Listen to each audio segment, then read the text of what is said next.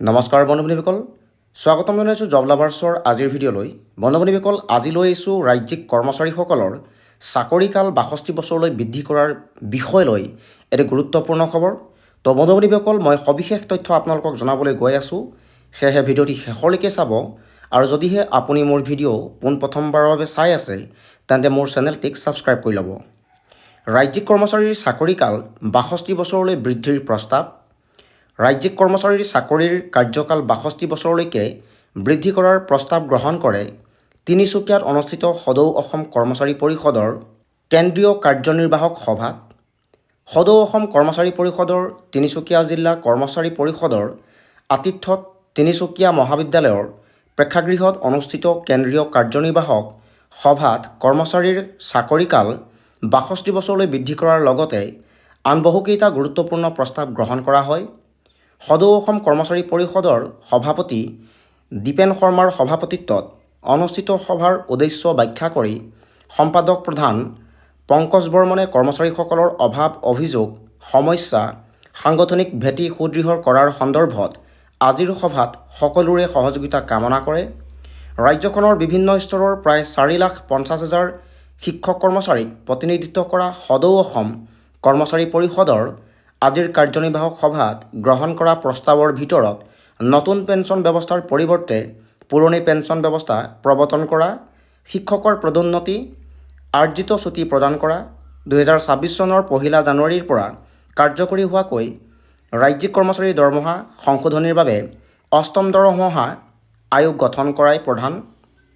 আনহাতে আজিৰ সভাত ৰাজ্যিক কৰ্মচাৰী সমাজৰ সমস্যাসমূহ সমাধানৰ বাবে মুখ্যমন্ত্ৰীয়ে দেখুওৱা আগ্ৰহক আদৰণি জনায়।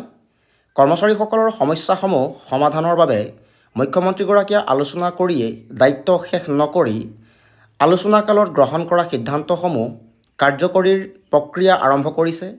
বিধিগত ৰূপৰেখাও অসম বিধানসভাত প্ৰস্তুত কৰিছে বুলি আজিৰ সভাই মন্তব্য কৰে।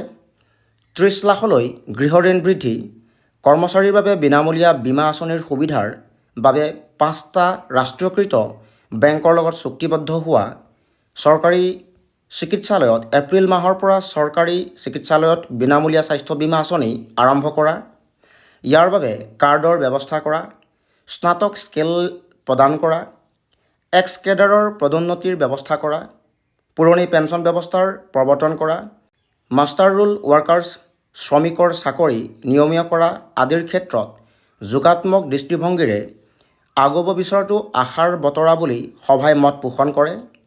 উৎসৱৰ সময়ত ৰাজ্যিক কৰ্মচাৰীক এককালীন সাহায্য প্ৰদান কৰাৰো সভাত বিস্তৃত আলোচনা হয়। আনহাতে আজিৰ সভাই উচ্চতৰ মাধ্যমিক একাদশ শ্ৰেণীত চলিত পৰীক্ষাৰ প্ৰশ্নকাকত ফাদিলৰ ধাৰাবাহিক ঘটনাত উদ্বেগ প্ৰকাশ কৰে। ছাত্ৰ ছাত্ৰী আৰু অভিভাৱকসকলক মানসিকভাৱে নিৰ্যাতন চলোৱা সকলক শাস্তি বিহিবলৈও দাবী জনায়। লগতে পৰীক্ষাৰ দুৰ্বল ব্যৱস্থাপনাৰ পুনৰ নিৰীক্ষণ কৰি অধ্যক্ষ বিষয়া কৰ্মচাৰীসকলক অব্যাহতি দিবলৈ অনুৰোধ জনায়। শিক্ষকৰ পদোন্নতি, আৰ্জিত ছুটিকে ধৰি বিভিন্ন সম্পৰ্কত পৃথকে আলোচনা অনুষ্ঠিত কৰাৰ সিদ্ধান্ত কাৰ্যকৰী কৰিবলৈ সভাই চৰকাৰক আহ্বান জনায়। সভাত বেতন সুৰক্ষাসহ শিক্ষক কৰ্মচাৰীৰ চাকৰি নিয়মীয়াকৰণ কৰা, এককালীন সাহায্য দিয়া, শিক্ষানুষ্ঠান প্ৰাদেশিকৰণ কৰা, প্ৰাদেশিকৰণৰ সময়ত ৰৈ যোৱা বঞ্চিত শিক্ষক কৰ্মচাৰী সকলোৰে চাকৰিৰ নিৰাপত্তা নিশ্চিত কৰা আদি বিষয়ে সভাত আলোকপাত কৰে। ৰাজ্যখনৰ বিভিন্ন জিলাৰ পৰা অহা শতাধিক প্ৰতিনিধিয়ে অংশগ্ৰহণ কৰা সভাত কৰ্মচাৰীসকলৰ অভাৱ অভিযোগ সাংগঠনিক ভেটি সুদৃঢ় কৰাৰ বিষয়েও আলোচনা কৰা হয়। তো বন্ধুসকল, এই আছিল কৰ্মচাৰীসকলৰ অৱসৰৰ বয়স বৃদ্ধি কৰাৰ বিষয়লৈ এটি গুৰুত্বপূৰ্ণ খবৰ। কৰ্মচাৰীসকলৰ লগত জড়িত এনে কিছু ভিডিঅ' পাই থাকিবৰ কাৰণে মোৰ চেনেলটিক ছাবস্ক্ৰাইব কৰি ল'ব। ধন্যবাদ।